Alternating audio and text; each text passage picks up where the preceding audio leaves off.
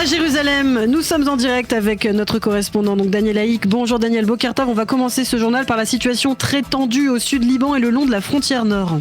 Et oui, effectivement, Ilana, selon le porte-parole de Tsahal, l'armée israélienne a bombardé et détruit au cours des 24 dernières heures 70 cibles du Hezbollah au Liban. Il s'agit en particulier d'infrastructures terroristes dans la ville de Tyr au sud Liban, mais il y a eu également des attaques dans la Beka libanaise à l'est. Il semble qu'après les attaques du Hezbollah de ces dernières 48 heures et sous la pression de l'opinion publique israélienne, Tsahal est donc décidé d'intensifier ses attaques contre le mouvement terroriste chiite. Cette décision fait suite aux sollicitations du chef d'état-major de Tsahal, le général Gilad Zamir, qui avait demandé en réunion du cabinet restreint de permettre aux forces de Tsahal de frapper plus massivement le Hezbollah, y compris à Beyrouth. Et dans ce contexte, on a appris que le Hezbollah avait l'intention de cibler des officiers supérieurs de Tsahal. Oui, le mouvement chiite aurait décidé de suivre les déplacements d'officiers supérieurs de l'armée israélienne dans l'espoir d'attenter à leur vie à l'aide de ces fameux drones. De même, le Hezbollah aurait l'intention d'utiliser ces drones explosifs pour frapper des bases militaires du commandement de Tsahal dans le nord du pays. Et la problématique des drones s'est compliquée plus encore ces derniers jours. Le mouvement terroriste chiite a en effet doté ces drones de systèmes à infrarouge qui leur permet d'identifier des cibles en pleine nuit, alors que jusqu'à présent les drones ne frappaient qu'en journée. Et avec cette intensification, les directives de la défense passive, Daniel, ont été réajustées hier. Oui, pour le nord du pays, il faut le souligner, on peut même dire qu'elles ont été durcies pour les localités qui vont de la frontière nord avec le Liban vers les quelques kilomètres au sud. Il est désormais interdit de réunir plus de 50 personnes à l'extérieur et 200 à l'intérieur. Les parcs et jardins nationaux du nord seront fermés aujourd'hui. Les habitants des localités frontalières sont, eux, de plus en plus furieux. Ils affirment que la menace des drones explosifs rend leur vie impossible. Nous sommes obligés de regarder constamment le ciel pour voir si un drone n'approche pas. C'est pire qu'avant la guerre, affirment ces habitants, qui affirment qu'il n'y a aucun cessez-le-feu dans le nord. Avant, nous avions l'initiative, maintenant, ils nous tirent dessus et nous attendons, affirment ces habitants avec colère. Et le Premier ministre Benjamin Netanyahou a diffusé hier une vidéo consacrée à la situation justement dans le Nord. Oui, le monsieur Netanyahou a affirmé que la guerre contre le Hezbollah se poursuivait sans cesse. Au cours des derniers jours, nous avons éliminé plus de 600 terroristes du mouvement chiite, a-t-il dit. Nous n'avons pas levé le pied de l'accélérateur. Au contraire, nous appuyons sur l'accélérateur plus encore. C'est vrai, ils tirent sur nous des drones explosifs. Nous avons une équipe qui s'occupe de cela et qui s'occupe de déjouer ces attaques. Et nous allons résoudre aussi ce problème. Mais nous continuons à attaquer. Je voulais saluer la résilience des habitants du nord d'Israël. Ils forcent notre admiration, mais ce comportement nous engage à durcir les frappes contre le Hezbollah. Nous allons les frapper et les mettre à terre, a dit M. Netanyahou dans cette vidéo. Et la tension a également grimpé durant la nuit en Iran avec des attaques américaines. Oui, alors que les Américains et les Iraniens négocient un accord actuellement, l'armée américaine a frappé des cibles militaires dans le sud de l'Iran. C'est le porte-parole des forces de la CENTCOM qui l'a confirmé à la suite d'informations diffusées par les Iraniens sur des explosions dans la région de Bandar Abbas. Les forces américaines ont frappé des bateaux iraniens qui déposaient des mines marines ainsi que des sites où se trouvaient des missiles balistiques iraniens. Et puis dans ce contexte, ce n'est pas vraiment un coup de frein, mais on peut parler d'un ralentissement dans les négociations entre les États-Unis et l'Iran. Oui, depuis hier après-midi, vous l'avez certainement remarqué, l'optimisme quant à la conclusion d'un accord a cédé la place à un certain scepticisme. Certains des acteurs américains impliqués dans les négociations parlent même d'impasse dans les discussions. Selon le Wall Street Journal, cette impasse proviendrait en particulier de divergences de vues profondes sur les principaux dossiers comme celui du nucléaire et comme celui de la levée des sanctions économiques contre l'Iran. À propos du nucléaire, le régime iranien accepterait de ne pas développer d'armes nucléaires, mais les Américains exigent des garanties sur le fait que l'uranium enrichi, situé apparemment sous la centrale de Fordo, soit sorti du territoire iranien, soit qu'il soit vendu aux États-Unis eux-mêmes, soit qu'il soit remis à un pays tiers ou dilué. Autre point de discorde dans la situation actuelle, dans le détroit d'Ormuz, les Iraniens veulent pouvoir y maintenir un contrôle, mais les Américains s'y opposent catégoriquement. Et puis pour terminer, on a appris que le Premier ministre avait passé hier quelque temps à l'hôpital Hadassah à Jérusalem. Oui, son entourage affirme que M. Netanyahou a dû subir un traitement dentaire. Il faut rappeler que la santé du Premier ministre a fait ces dernières semaines l'objet de débats intenses en Israël, en particulier après l'annonce de Benjamin Netanyahou selon laquelle il avait été récemment opéré d'une tumeur maligne à la prostate. M. Netanyahou a 76 ans. Eh bien, merci beaucoup, Daniel. On vous retrouve un petit peu plus tard tout à l'heure à partir de 7h30.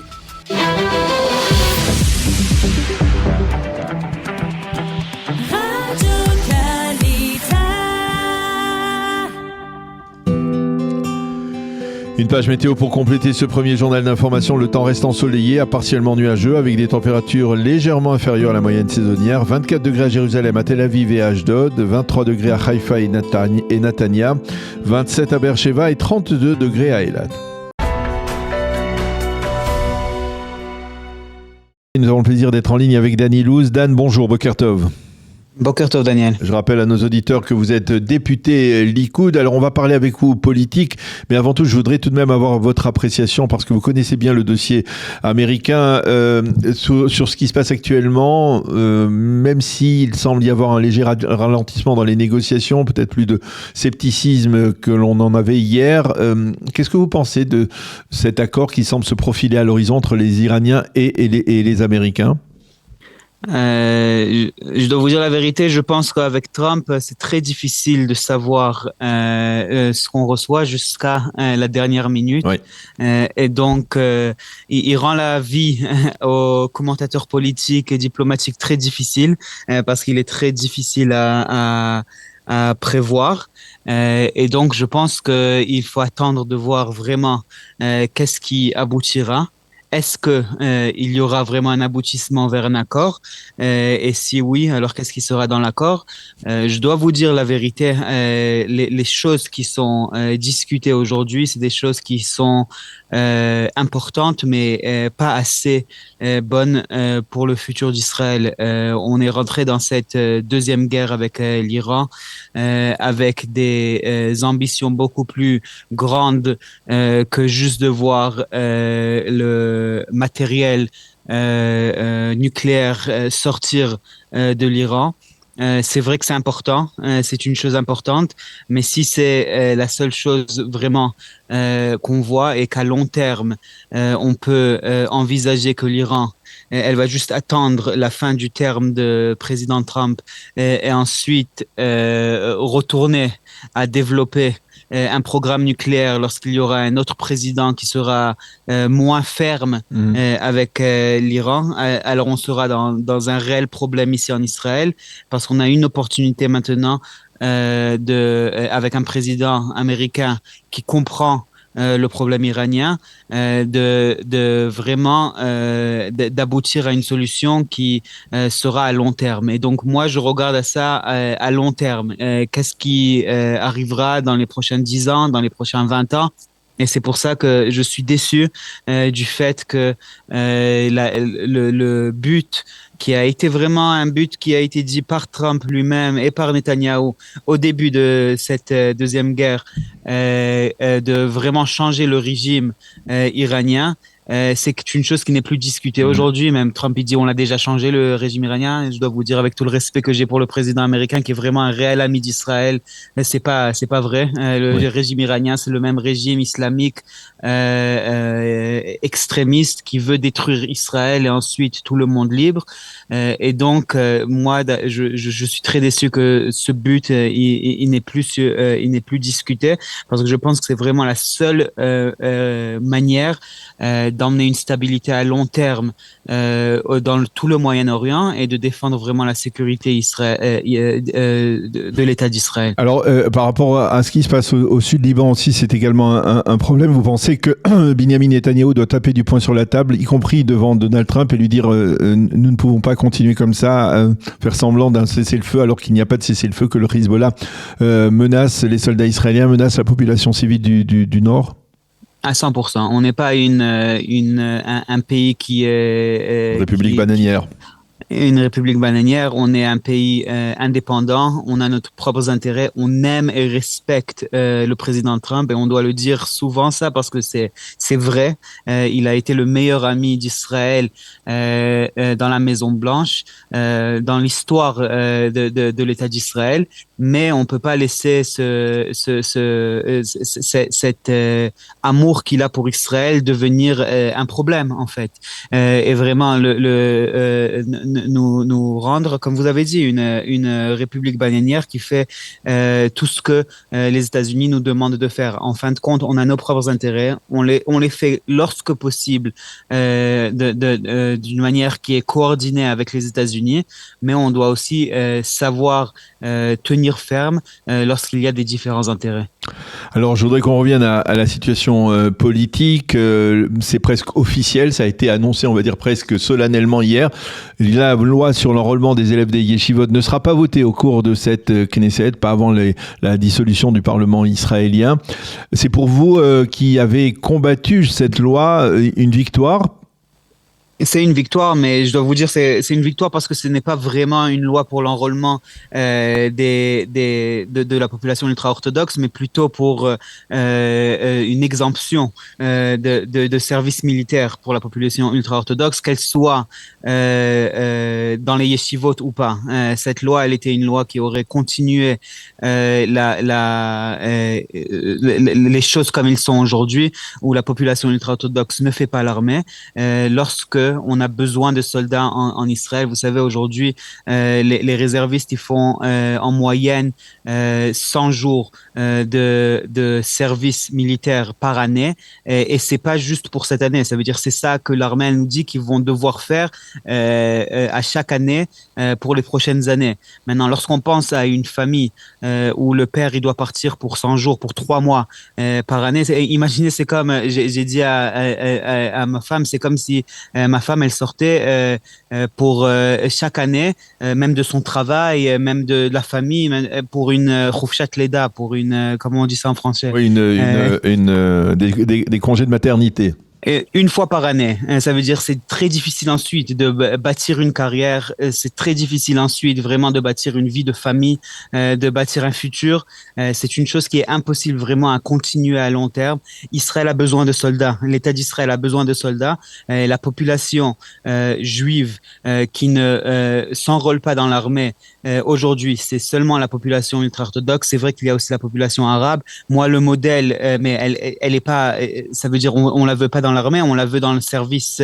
Ça veut dire les Arabes qui veulent se joindre à l'armée, qui sont sionistes, on est content de ça. Mais la plus grande majorité des Arabes aujourd'hui, ils ne sont pas sionistes, et donc on les veut dans un service national. Moi, la formule dans laquelle je crois, c'est de dire les gens qui servent, ils peuvent recevoir ils peuvent être bénéficiaires de choses du gouvernement, de budget, et les gens qui ne servent pas ne peuvent pas être bénéficiaires de budget du gouvernement. Et comme ça, on crée un système où il y a vraiment où on pousse les gens à aller faire un service, que ce soit la population arabe dans le service national ou bien la population ultra-orthodoxe dans le service militaire.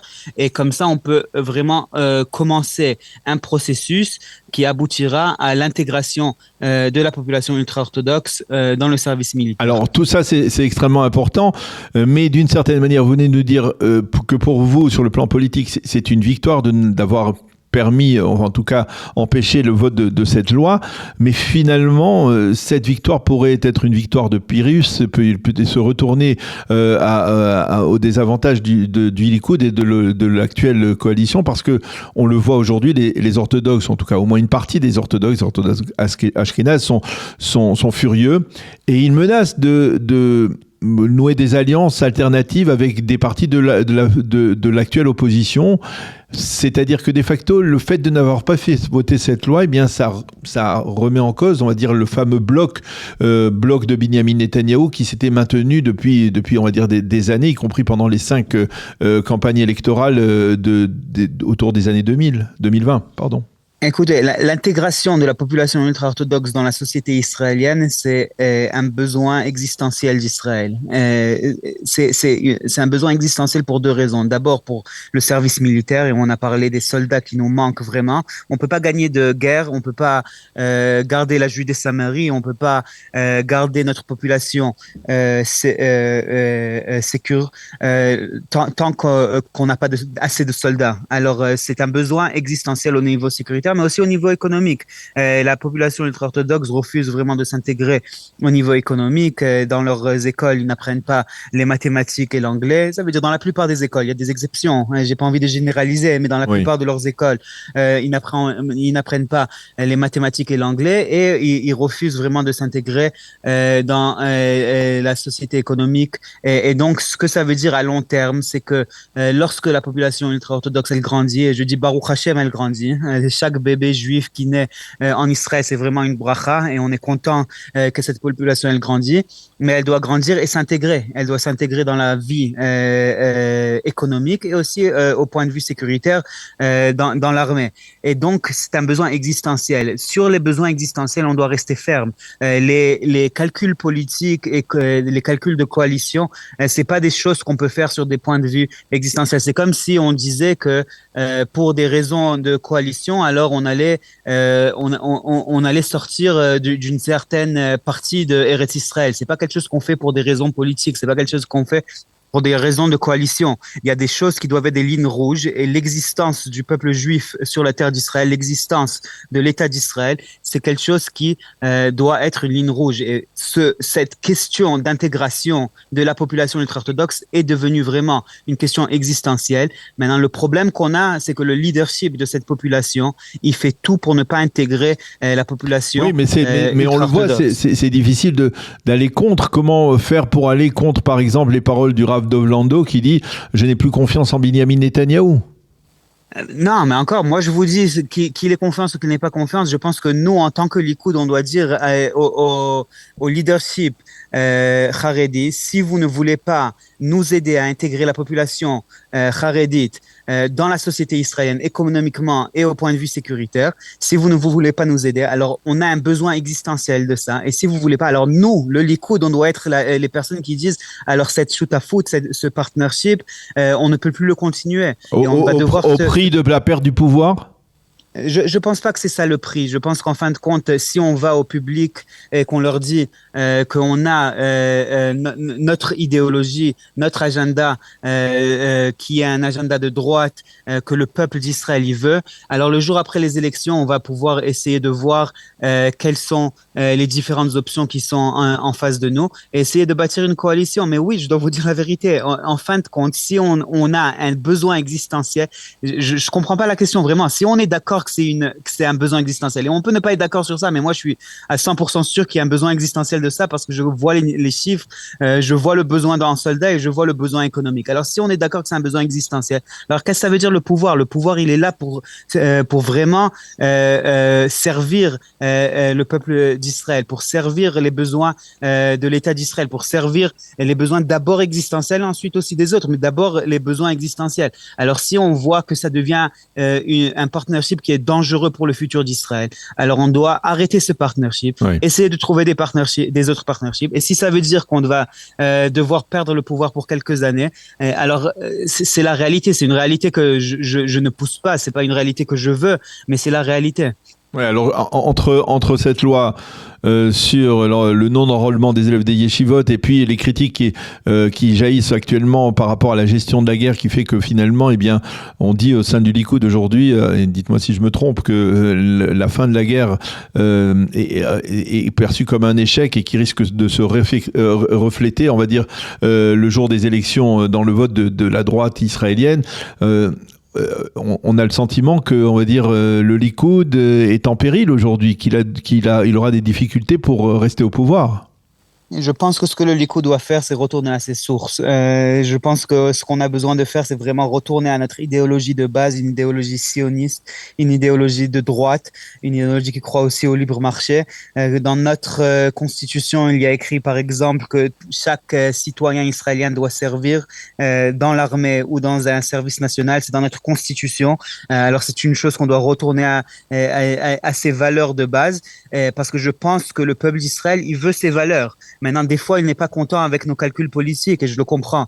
Mais les valeurs du Likoud, c'est une chose que le peuple d'Israël y veut. Alors, si on va retourner à nos valeurs, alors je pense qu'il y aura beaucoup de citoyens israéliens qui demanderont le Likoud. Alors, une dernière question, Dan, elle est plus personnelle. Vous serez candidat dans la prochaine liste électorale du Likoud ? Mais j'espère, ça dépend des membres du Likoud. Bon. On a des primaires chez nous. Il y aura des primaires parce que certains remettent en cause même la procédure des primaires. Il y aura des primaires. Il y aura des primaires au Likoud. Bon, eh bien, on aura l'occasion de se reparler avant ces primaires. Merci beaucoup, Dan Ilouz, député Likoud, d'avoir répondu avec autant de franchise à nos questions ce matin sur Radio Kalita. Merci d'avoir été avec nous. Bonne journée, à bientôt. Merci beaucoup.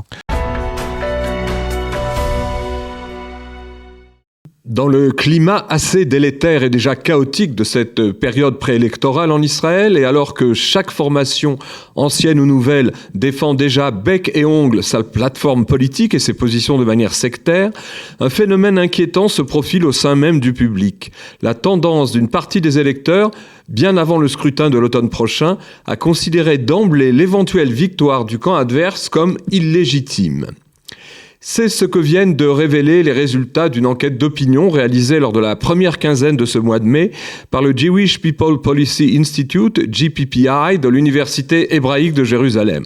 Ce sondage a montré que si au plan global, 65% des citoyens israéliens interrogés en âge de voter ont répondu qu'ils accepteraient le résultat des prochaines élections, quel qu'il soit, leurs réponses diffèrent selon le camp idéologique auquel ils appartiennent. En effet, parmi les gens s'identifiant à la droite et au centre-droite, presque 50% des interrogés ont indiqué que si leur camp perdait, ce serait regrettable, mais qu'ils feraient avec. Et 30% d'autres interrogés ont déclaré qu'ils respecteraient pleinement la décision majoritaire issue des urnes. Soit pour la droite et centriste apparentée, un total de 80% de gens un tant soit peu tolérants. Or, la situation est bien plus inquiétante dans le camp se définissant comme à gauche. 81% des gens de ce secteur d'opinion ont répondu que la défaite électorale de leur camp serait intolérable, un chiffre qui descend à 62% pour les personnes du centre-gauche. Ce qui fait en moyenne plus de 71%, donc au-delà des 2/3, des électeurs de cette partie de l'échiquier politique israélien qui ne sont pas prêts à reconnaître le résultat qui pourrait sortir des urnes dans 4 ou 5 mois si leur camp perdait. 71% donc de gens intolérants à gauche, une incroyable contradiction avec les valeurs qu'ils disent défendre.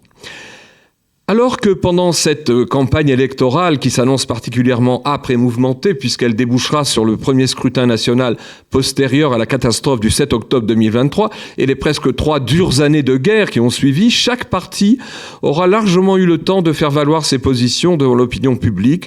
On aurait donc pu penser qu'une fois que tous les bulletins de vote auront été comptés, le camp des vaincus, qu'il soit à droite ou à gauche, serait en mesure de reconnaître les résultats des urnes comme légitimes. Mais ce qu'indique ce sondage, c'est que cela ne semble pas a priori le cas, surtout à gauche. Cela n'est en fait guère surprenant à la lumière des campagnes successives de délégitimation menées avec beaucoup d'intensité contre la coalition Netanyahou et le gouvernement de droite légitimement élu en 2022. D'abord, on se rappelle qu'au début de l'année 2023, les intenses polémiques sur la réforme judiciaire amenèrent le pays au bord du gouffre de la guerre civile, et ce jusqu'à la veille de ce funeste 7 octobre.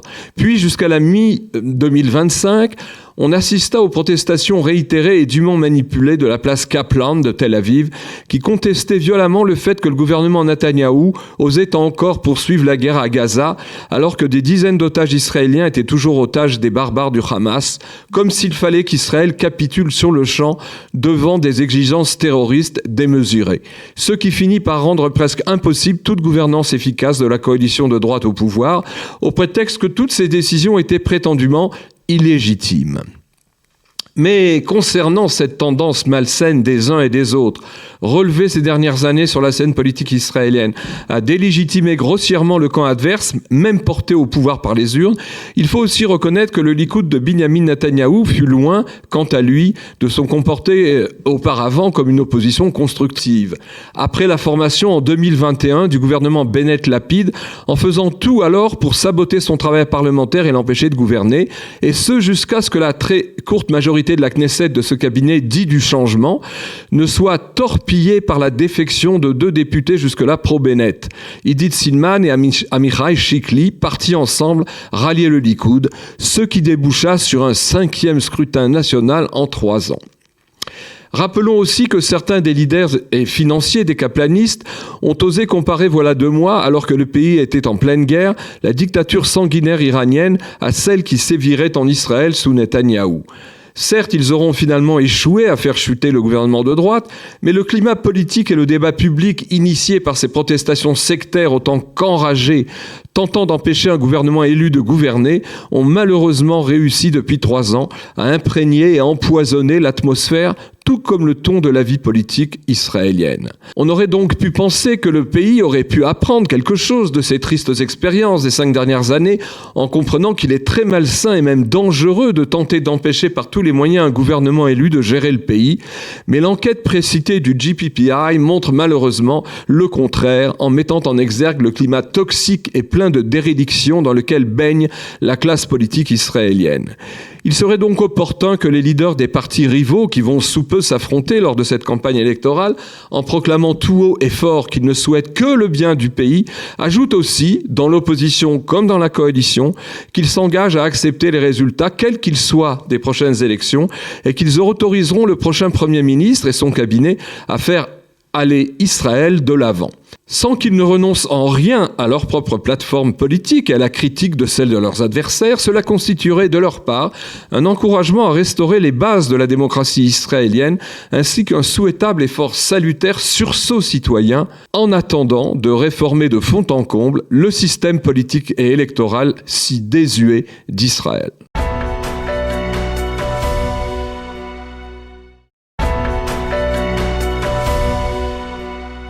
Et nous commencerons ce matin cette revue de la presse israélienne par la manchette du Yediot Aharonot qui est consacrée, on s'en doutait d'une certaine manière, à la situation très tendue au Liban, ou au sud-Liban en particulier. Entre Metula et Beyrouth, annonce en titre le grand quotidien israélien qui nous montre une photo impressionnante des dégâts commis par un drone explosif du Hezbollah sur une maison de la localité de Metula, la localité la plus au nord du pays. La guerre des drones, annonce en sous-titre le journal qui parle d'une situation de plus en plus impossible à la fois pour les habitants israéliens des localités frontalières avec le Liban et pour les soldats de Tsahal qui sont ciblés par ces drones du Hezbollah, mais qui ne peuvent pas combattre comme ils le voudraient en raison des restrictions imposées depuis plusieurs semaines par l'administration américaine de Donald Trump.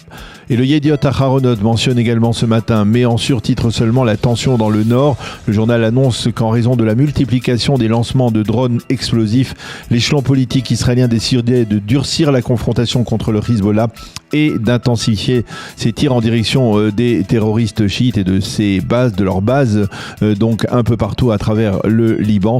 Selon le site d'information de Israël Hayom, plus de 70 cibles ont été frappées au cours des dernières 24 heures par l'armée de l'air israélienne, et l'on n'écarte plus l'éventualité de frapper également des cibles de choix du Hezbollah à Beyrouth, ce que Tsahal n'a pas fait, à une exception près depuis l'instauration de ce cessez-le-feu qui n'en est pas vraiment un.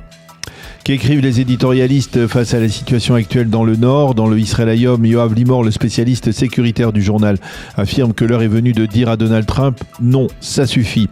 Limor parle de l'absurdité de la situation de Tsahal au sud Liban. Ariel Kana lui emboîte le pas et demande ce matin à l'échelon politique de libérer Tsahal des restrictions imposées par l'administration américaine. Quant à Giora Zaltz, qui est le président du conseil régional de Haute-Galilée, il affirme que la population civile israélienne est devenue un pion dans le jeu d'échecs du gouvernement au nord d'Israël. Et puis ce matin, tous les quotidiens et les sites d'information rappellent le souvenir du sergent Nehorai Leiser. Nehorai n'avait que 19 ans, il était combattant dans le bataillon 601 du génie militaire de Tsahal. Il est tombé avant-hier au combat, tué par un drone explosif.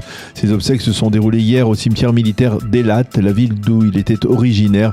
Des milliers d'habitants de la cité portuaire, de la cité balnéaire ont accompagné Nehorai vers sa dernière demeure, et le Israël Hayom nous montre d'ailleurs une photo de Rotem, la mère de Nehorai, en pleurs, agenouillée devant sa tombe à la fin des obsèques. Que le souvenir du sergent Nehorai Leiser soit béni. Et puis dans ce contexte de guerre, les sites d'information israéliens n'ont pas oublié qu'hier, les Américains ont célébré leur Memorial Day. Il s'agit de la journée en souvenir des soldats américains tombés au combat. Et les sites d'information soulignent qu'à cette occasion, le ministère israélien des Affaires étrangères a publié sur les réseaux sociaux un message de solidarité avec les familles des 13 soldats américains tombés au combat dans la confrontation avec l'Iran depuis le 28 février dernier. Ces soldats, est-il écrit dans ce communiqué, n'ont pas seulement défendu les États-Unis, ils ont protégé le monde libre. Le communiqué mentionne également la communion de destin entre les États-Unis et Israël dans la défense de leur liberté. La manchette du Israélium de ce matin est assez inattendue puisqu'elle révèle que le Qatar a aidé économiquement l'Iran depuis l'instauration du cessez-le-feu. Le Israélium révèle le montant de cette aide d'urgence, environ 12 milliards de dollars du Qatar donc à l'Iran.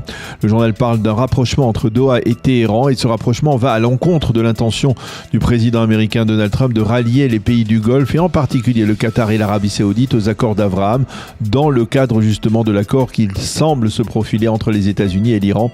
Ces pays sont embarrassés par les pressions qu'exerce actuellement le président américain sur eux pour essayer de les faire rejoindre ces accords d'Abraham. Mais pour eux, il n'est pas question de rejoindre ces accords sans un règlement du conflit israélo-palestinien.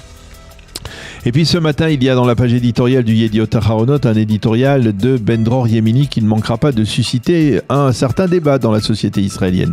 Ben Dror Yemini, l'un des éditorialistes les plus célèbres du Yediot Aharonot, affirme qu'il y a dans l'État d'Israël aujourd'hui un processus de libanisation. Le Hezbollah, c'est ici, ose écrire Ben Dror Yemini, et pour lui, ce qui se passe en Israël avec selon lui une minorité armée qui se moque de l'armée israélienne, des autorités et du pays, ressemble étrangement à ce qui se passe avec le Hezbollah au Liban. Doucement mais sûrement, poursuit Yemini, Israël s'engage sur la voie d'un modèle dangereux de hooligans armés qui ont au moins un représentant au sein du gouvernement et un représentant qui crache même sur ce gouvernement. Pour éviter les malentendus, Ben Dror Yemini nous explique qu'il parle de ces jeunes des collines qui sont pour lui comparables aux terroristes du Hezbollah. Assez stupéfiant comme comparaison, il faut bien l'avouer. Quant à Naved Romi, elle revient toujours dans la même page éditoriale du Yediot Aharonot, qui est donc très diverse en termes d'opinion, sur la vidéo virale publiée avant Shavuot par Binyamin Netanyahou. Dans cette vidéo humoristique, un jeune Israélien ose révéler à ses parents solidement implantés à gauche de l'échiquier politique qu'il est bibiste, c'est-à-dire qu'il soutient inconditionnellement le Premier ministre Binyamin Netanyahou. La scène ressemble à celle d'un adolescent qui oserait révéler à ses parents son homosexualité. La vidéo a fait l'objet de très vives critiques dans l'opposition. Naved Romi explique pourquoi. Selon elle, cette vidéo met le doigt sur le point faible de la gauche israélienne, son refus de reconnaître la légitimité de ceux qui soutiennent Binyamin Netanyahou. Et pour elle, cela se reflète à chaque fois lors des élections, lorsque la droite l'emporte, alors que l'opposition est persuadée d'être toujours largement majoritaire au sein de l'opinion publique. Et enfin, justement, les quotidiens israéliens et les sites d'information parlent aussi politique en perspective des élections qui approchent. Et ils annoncent ce matin que la loi sur l'enrôlement des élèves des yeshivot ne sera pas votée par l'actuelle Knesset avant sa dissolution. Tous les acteurs autour de cette loi en sont conscients, mais le Maariv mentionne en évidence un développement qui pourrait brouiller les cartes politiques. Les orthodoxes ashkénazes du Degel HaTorah, très mécontents de n'avoir pas pu faire voter cette loi sur l'enrôlement, eh bien, seraient prêts à pactiser avec certaines formations de l'opposition au lendemain des élections, apparemment peut-être même avec le parti de Gadi Eisenkot, donc dans le cadre d'une future coalition gouvernementale. Dans les journaux orthodoxes, on mentionne en évidence les propos très fermes du leader spirituel du judaïsme de la Torah, le Rav Dov Lando, contre Binyamin Netanyahou. C'est la fin de cette revue de la presse. Et nous avons le plaisir d'être en ligne avec Michel Tobman. Michel, bonjour, Boker Tov. Boker Tov, Daniel. Merci d'être avec nous ce matin. Je rappelle à nos auditeurs que vous êtes journaliste, écrivain et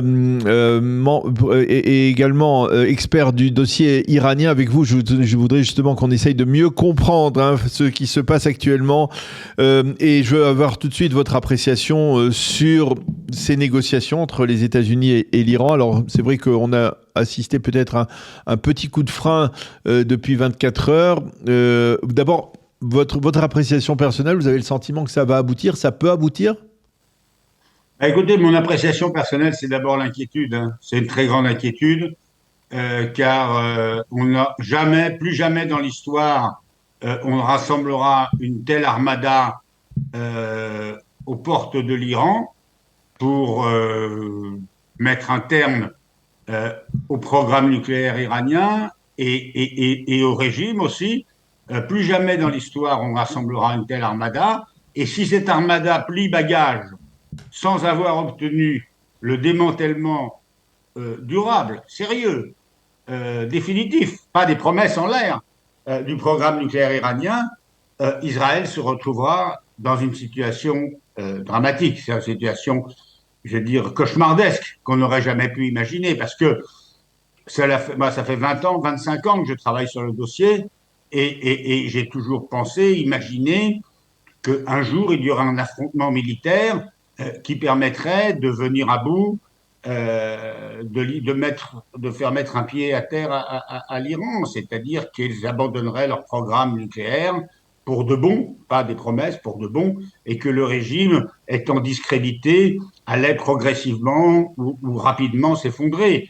Et là, d'abord, il y a une chose qui me met très très mal à l'aise et qui est propre, qui est vraiment très très significatif de l'époque trumpienne que nous vivons, c'est les négociations en direct, minute par minute. C'est pas ça la diplomatie. La diplomatie, c'est pas faire des tweets toutes les 5 minutes pour dire on va avoir l'accord le plus extraordinaire, et puis après pour dire non, on va pas faire l'accord, et puis après pour dire on va détruire l'Iran, et puis après pour dire on est sur le point d'aboutir, et puis après pour dire jamais l'Iran n'aura l'arme nucléaire. Donc tout ça, et puis après pour dire il faut que l'Arabie Saoudite rejoigne immédiatement les accords d'Abraham. On a l'impression vraiment que les États-Unis maintenant sont très discrédités d'ailleurs, hein, parce que là c'est pas ça. simplement ici. Ils sont discrédités dans les pays arabes, ils sont discrédités. J'ai des échos en Corée, en Asie. À Taïwan aussi, parce que ce qui se passe là inquiète beaucoup les gens de Taïwan. Donc moi, je dis toujours que je remercie le ciel d'avoir grandi dans un monde dominé par les États-Unis et pas par la Chine ou l'Union soviétique. Je ne souhaite pas pour mes petits-enfants qu'ils grandissent, qu'ils vivent dans un monde dominé par la Chine. C'est ça l'enjeu, voilà. Oui. Et vous avez le sentiment que ce que nous sommes en train de vivre, c'est effectivement peut-être le début d'un déclin des États-Unis au profit de la Chine. Alors écoutez, d'abord, méfions-nous. Oui. Méfions-nous des analyses hâtives sur la base de l'actualité, d'une information, etc. C'est vrai. Ce qui se passe, il peut y avoir aussi un retour de bâton. Oui. C'est-à-dire qu'à un moment donné, les Iraniens qui se sentent très forts, les Iraniens jouent au chat et à la souris avec le président Trump. Mais ils peuvent aller trop loin aussi, être trop sûrs d'eux, aller trop loin, et à un moment donné, il peut y avoir il y a des milliers de soldats qui sont là, qui sont dans le Golfe, hein, des soldats américains. Il peut y avoir une provocation qui entraîne un engrenage et qui nous fasse à nouveau basculer dans la guerre.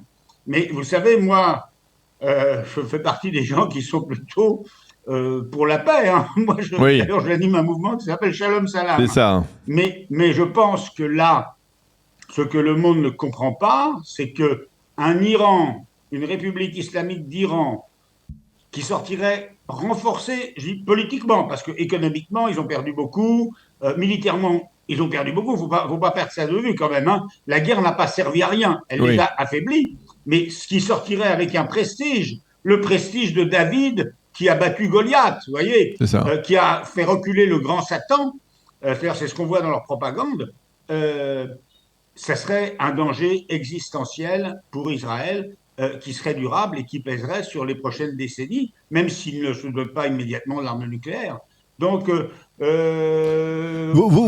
partie n'est pas terminée. Alors, la partie n'est pas terminée. Vous connaissez effectivement, la partie n'est pas terminée, mais et vous connaissez les Iraniens. C'est-à-dire, vous pouvez comprendre comment ils font pour tenir, c'est-à-dire cette capacité à tenir le choc, même si elle est factice, même si derrière la façade de la négociation, ou en tout cas de ce bras de fer où ils veulent se montrer forts, eh bien, il n'y a peut-être plus grand-chose. Oui, mais alors d'abord, la grande erreur des Américains, et peut-être des Israéliens aussi, c'est de ne pas avoir pris la mesure du caractère très particulier de ce régime. C'est un régime théocratique, fanatique, apocalyptique. Quand on dit le régime n'est plus dirigé par les mollahs, il est dirigé par les gardiens de la révolution, etc., c'est une dictature militaire.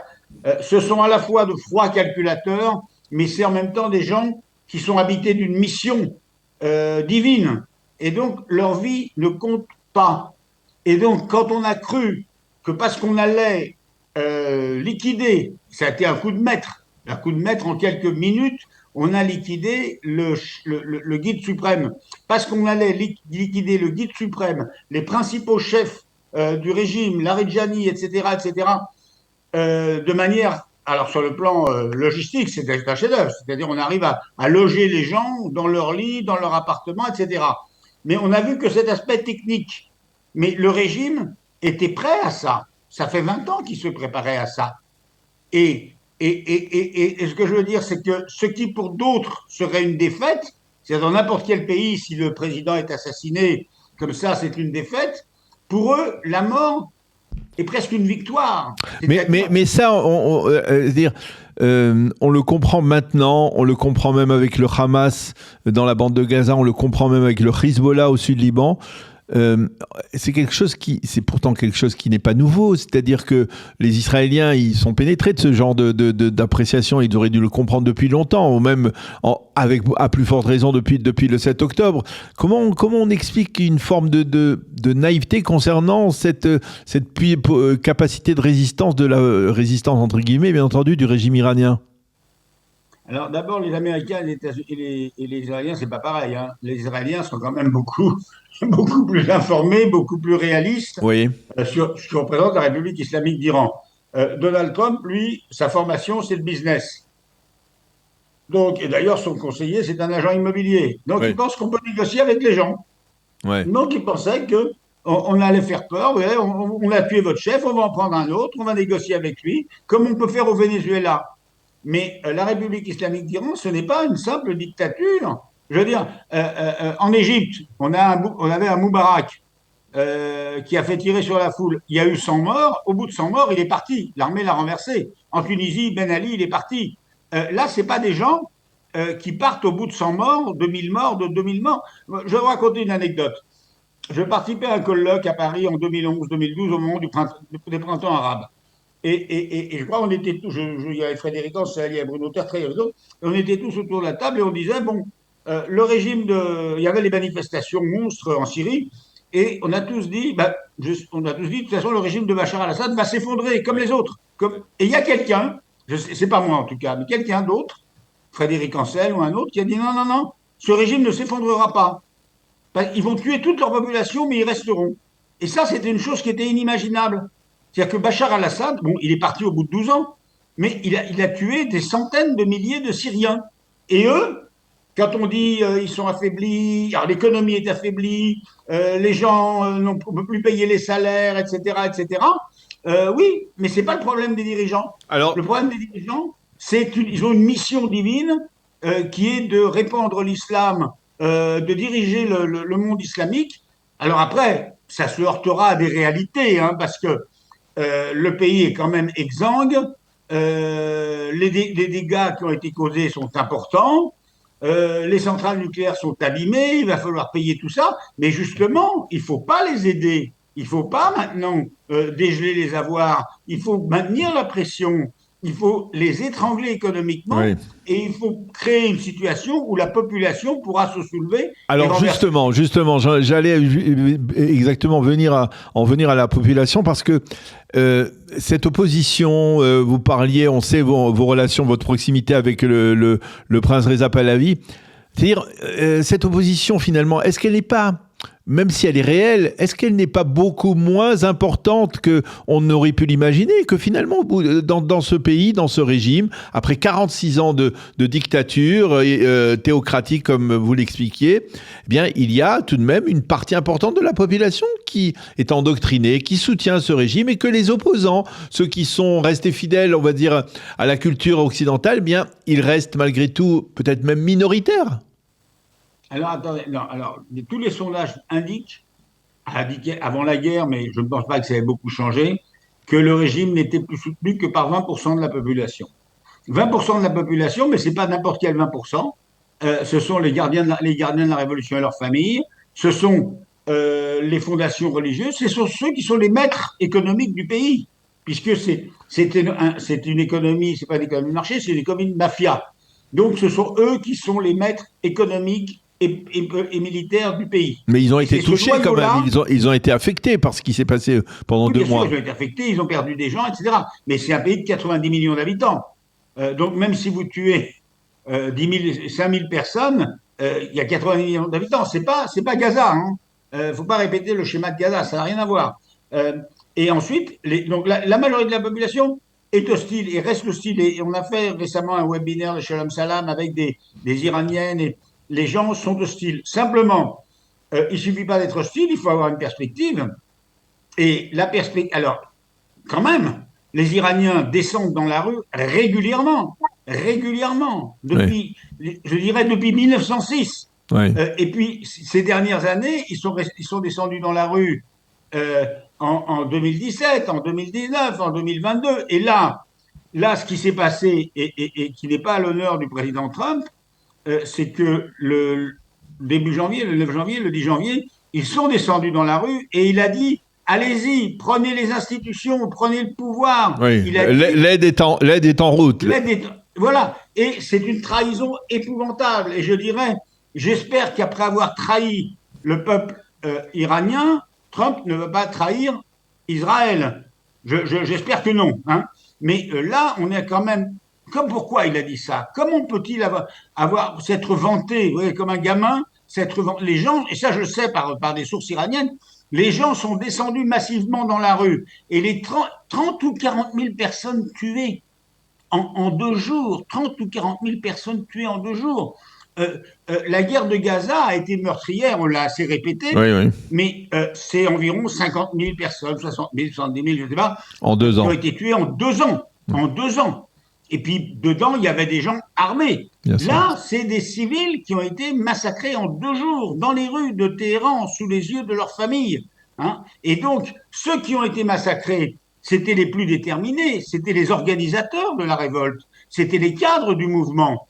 Eh bien, après un tel coup, est-ce que vous pensez que derrière, les gens vont redescendre dans la rue immédiatement? Alors, je n'ai pas de doute que dans 6 mois, dans 1 an, dans 2 ans, il y aura à nouveau une révolte en Iran. Parce qu'il y a un trop grand décalage entre ce régime de cinglés. C'est un régime de cinglés qui propose aux gens de mourir en martyrs. Vous voyez, c'est Gaza, c'est le Hamas, mais puissance 10. Oui. Bon, dans un grand pays, avec une grande culture, avec des gens qui ont un niveau d'éducation très élevé, etc.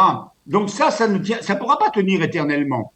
Et donc le seul espoir qu'on puisse avoir, c'est que même si la guerre s'arrête, même si le programme nucléaire reste en place, ce qui est quand même dramatique, parce que c'était pas la peine de déchirer le JCPOA d'Obama et de blâmer pendant 10 ans Obama pour faire quelque chose qui sera pas mieux, et peut-être même pire. Peut-être pire, mais même si il faut garder l'espoir que le peuple iranien, à un moment donné, se révoltera. Mais on se heurtera à la même chose. Est-ce que tout seul, à main nue, sans une aide militaire extérieure, il pourra gagner? C'est compliqué, c'est très compliqué. Eh bien, on l'a bien compris. Merci beaucoup, Michel Taubman, de nous avoir éclairé sur votre appréciation donc de cette situation très très problématique. Et on le comprend d'autant plus qu'on la vit ici en Israël. On a aussi ce sentiment d'embarras, de malaise par rapport aux dernières décisions de Donald Trump, tout en tenant compte du fait que, eh bien, c'est possible que demain, eh bien, on se redirige à nouveau vers tout peut basculer aussi. Voilà, c'est ça, tout peut basculer. En quelques heures, on peut rebasculer dans la guerre. Voilà, on peut rebasculer dans la guerre. Merci beaucoup, Michel, d'avoir été avec nous ce matin, de nous avoir éclairé. Bonne continuation. À bientôt, Michel. Nous sommes en ligne avec Francis Perrin, qui est directeur de recherche à l'IRIS à Paris, spécialiste des questions énergétiques. Je pense qu'il est là en ligne. Francis Perrin, bonjour.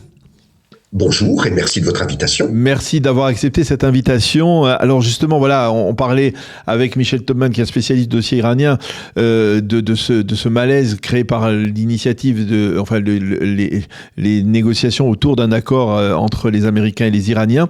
Et la question que je voudrais vous poser, finalement, cette guerre, elle se termine ou elle est en train de se terminer à la suite de pressions liées à l'énergie. Finalement, c'est le détroit d'Ormuz qui a poussé, on va dire, les Américains à presque à aller vers une forme de reddition presque face au régime iranien. Alors, je n'emploierai pas forcément aujourd'hui le mot de reddition. Oui, c'est vrai, c'est un peu un mot dur, mais il reflète d'une certaine manière un peu le sentiment des Israéliens. Voilà, non, effectivement, oui, je comprends ce que vous voulez dire. Disons que c'est clair que les questions énergétiques, notamment le blocage d'Ormuz, et deuxième point, les frappes iraniennes contre des installations énergétiques dans les pays arabes du Golfe, il y a ces deux dimensions-là, ont été absolument capitales. Elles ont bien sûr poussé l'administration Trump numéro 2 à chercher une issue, et nous saurons peut-être dans quelques jours, ce n'est pas sûr, quelle est cette issue, mais ajoutons quand même que cela a aussi poussé les dirigeants iraniens à chercher une issue. Pourquoi ? Le début de la guerre, 28 février, la République islamique bloque immédiatement Hormuz parce que pour elle, c'est l'équivalent d'une bombe atomique. Et les Américains, jusqu'au 12 avril inclus, ne font rien contre l'énergie en Iran, principalement pétrole et gaz. À partir du 13 avril, Donald Trump impose un blocus des ports iraniens. Et blocus des ports iraniens, ça veut dire pas uniquement, mais particulièrement le pétrole iranien. Qu'à ce moment-là, ils ne peuvent plus exporter. Et donc, avant, les dirigeants iraniens pouvaient se dire, nous avons du temps, nous empêchons les autres d'exporter leur pétrole et leur gaz vers le reste du monde, nous créons de grands dommages à l'économie mondiale, nous prenons l'économie en otage, et nous continuons tranquillement à exporter notre pétrole. La règle du jeu a changé le 13 avril. Et donc, le détroit d'Ormuz, c'est une pression sur les deux parties, en tout cas depuis le blocage américain. Avant, c'était que sur une partie, mais c'est toujours évidemment une pression sur l'économie mondiale. Rappelons que Hormuz, c'est 2 fois 20%. 20% de la consommation pétrolière mondiale et 20% des exportations mondiales de gaz naturel liquéfié pour rester sur l'énergie en ajoutant des engrais, des produits pétrochimiques, des plastiques, de l'aluminium, du soufre, de l'hélium. Donc c'est un enjeu majeur sur le plan énergétique et sur le plan économique pour le monde. Alors en fait, vous êtes en train de nous dire qu'en fait, dans ce bras de fer sur le dossier énergétique entre les Iraniens d'un côté et les Américains qui ont mis donc imposé ce blocus des ports iraniens, eh bien, finalement, c'est le facteur temps qui a joué et les Américains étaient beaucoup plus impatients que les Iraniens, alors que ça aurait dû être, logiquement, dans une logique occidentale, on va dire, ça aurait dû être le contraire. Le facteur temps est capital dans cette guerre et dans une guerre en général.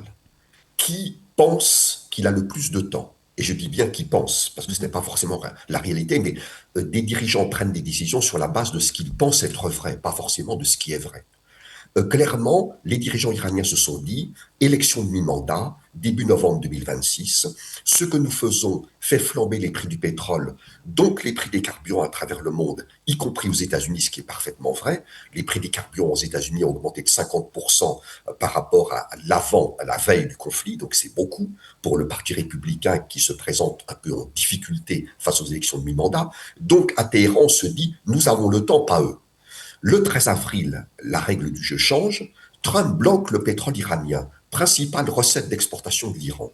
Et là, la perception du temps n'est plus tout à fait la même. Et ça renvoie à une autre question. Donald Trump aimerait bien ne pas perdre les élections de mi-mandat, ce qui se comprend pour les républicains. Mais supposons qu'on réussisse à le convaincre autour de lui qu'il va les perdre. À ce moment-là, le temps, la perception du temps n'est plus la même. Ben oui, mais si je vais les perdre, eh bien je peux continuer mon bras de fer avec l'Iran. Eh ben oui, mais c'est ça qui est surprenant parce que quel est l'intérêt ? Enfin, Donald Trump, il n'a plus rien à prouver, il ne va probablement pas se représenter pour un autre mandat. Donc finalement. Là, il est en train de perdre la face, il est en train de discréditer les États-Unis, surtout dans la région ici. Vous savez, je ne sais pas si vous suivez, mais je suis certain que vous suivez. Dans le Golfe Persique, eh bien, on ne regarde plus Donald Trump de la même manière aujourd'hui qu'on le regardait avant. C'est-à-dire que si il y a un rapprochement entre Doha et Téhéran, il y a un rapprochement entre Riyad et Téhéran. C'est-à-dire il joue gros là, Donald Trump. C'est-à-dire, il aurait pu légitimement sacrifier, on va dire, les termes pour maintenir une pression, surtout qu'on nous expliquait depuis un mois, justement, depuis le 13 avril, que la pression, le blocage américain des ports, eh bien, avait un impact certain, qu'au bout de plusieurs semaines, il fallait encore patienter encore 1 mois ou 2 mois, et qu'après, le régime iranien n'aurait pu plus tenir le coup, qu'il n'avait plus de stock, de stockage Donc tout cela, pourquoi finalement, c'est même assez surprenant qu'il se soit laissé convaincre d'aller vers une négociation. Alors vous savez, la patience n'est pas la principale qualité du président américain. Ah oui, ça c'est vrai. C'est bien. Lorsqu'un problème dure, le risque est que Donald Trump dise finalement ça ne m'intéresse plus, je veux faire autre chose, je vais passer à autre chose. C'est un grand problème quand on est le président de la première puissance mondiale. Deuxième élément, l'administration Trump, parce que c'est le patron, mais il n'est pas tout seul. Autour de lui, il y a des avis divergents. Entre J.D. Vance, vice-président, Et qui Rubio. pensait qu'il ne fallait pas commencer cette guerre, et Marco Rubio, secrétaire d'État, conseiller à la sécurité nationale, est plutôt très dur par rapport à l'Iran, on imagine que les débats internes à l'administration, à Washington, peuvent être assez animés. Et c'est l'une des raisons pour lesquelles, à mon sens, les jeux ne sont pas faits par rapport à ce projet de mémorandum qui n'est toujours pas accepté ni d'un côté ni de l'autre. Mais nous verrons peut-être dans quelques jours ce que sera vraiment le contenu de cet accord. Mais l'un des grands problèmes, c'est que lorsque Trump commence à négocier dès 2025, avec l'Iran via Steve Witkoff. Pas le meilleur choix possible, mais passons, comme le disait votre interlocuteur précédent. Bon, il commence à négocier. Les Iraniens disent « nous sommes prêts à négocier à propos du nucléaire, point ». Trump dit « je veux négocier de 3 sujets. Nucléaire, missiles balistiques et ce que Téhéran appelle l'axe de la résistance ». Le soutien apporté à un ensemble de groupes et de milices, souvent chiites, au Moyen-Orient, contenant les 3 H, Hamas, Hezbollah, Houthiste et quelques autres. Donc, il part sur cette base-là. Et les négociations échouent, et c'est la guerre de juin 2025. On reprend les négociations en février 2026. Sur ces mêmes bases, ça échoue, et on a une nouvelle guerre. Et ce qui semble très préoccupant dans les derniers jours, c'est que les responsables américains parlent d'Ormuz, ce qui est logique, parlent du nucléaire iranien, ce qui est logique, mais ne parlent plus des 2 autres sujets qu'eux-mêmes, en 2025 et début 2026, ont mis sur la table en disant aux Iraniens « il n'est pas question que nous parlions uniquement du nucléaire, parce qu'avant Hormuz n'était pas bloqué, et maintenant uniquement d'Hormuz et du nucléaire ». Et en fait, eux oublient les 2 autres sujets qui sont majeurs dans la capacité de nuisance de l'Iran, très importante au Moyen-Orient, et parfois même à travers Hormuz, bien au-delà de cette région capitale et stratégique pour le monde. Ouais, on le comprend bien, effectivement. Merci beaucoup Francis Perrin de nous avoir éclairé sur cet aspect très particulier, très important, déterminant même donc de ce conflit. Effectivement, il faut être prudent, comme on le disait avec Michel Thoman, il faut être prudent, il peut y avoir un retournement de situation avec Donald Trump, rien n'est prévisible, on ne peut pas être totalement convaincu qu'un accord sera signé tant qu'il n'est pas signé, même après qu'il soit signé, il est possible que ça soit annulé ensuite. Merci beaucoup Francis Perrin pour cet éclairage, à bientôt, bonne continuation. Merci beaucoup, bonne journée, à bientôt.